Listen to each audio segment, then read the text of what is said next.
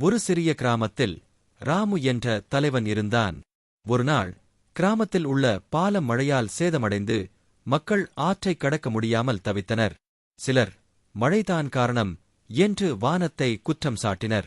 மற்றவர்கள் பழைய பாலத்தை சரி செய்யாதவர்கள்தான் தவறு என்று புலம்பினர்.